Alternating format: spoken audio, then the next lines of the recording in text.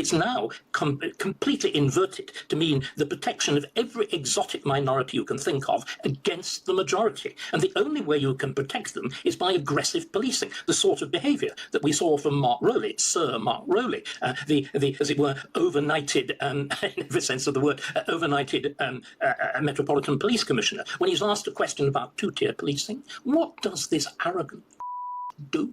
He strikes the head of the microphone out of the journalist's hand. The sheer contemptuous arrogance. Because again, what we've got to understand too, Steve, is that we really do have two-tier policing in every possible way. It's not simply that a Muslim demonstration will be policed differently from white, then there's no such thing as the EDL, but let's use the word for just the moment. It's not simply that it will be policed differently, but the entire language has been perverted. Have you heard constantly this word community? Now, what is this wonderful community whose values we are preserving are? What they are sub-ethnic groups, not simply Bangladeshi, not simply Muslim.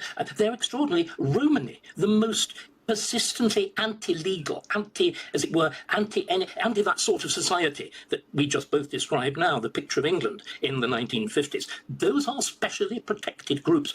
The police handle them with kid gloves, as we saw in Rochdale, as we saw in Leeds. Not only do they handle them with kid gloves, they actually negotiate with them catastrophically as groups, with community leaders, unelected, self-generated. There's only one group, Stephen, that is not allowed to do that, and it's the white working class. And this is why they are rebelling.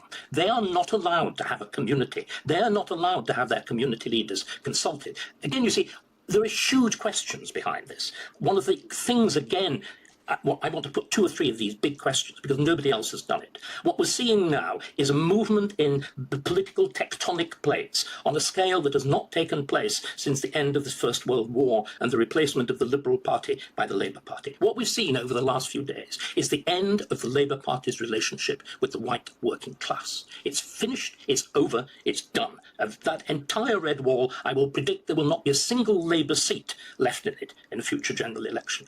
The question is, where does that vote go?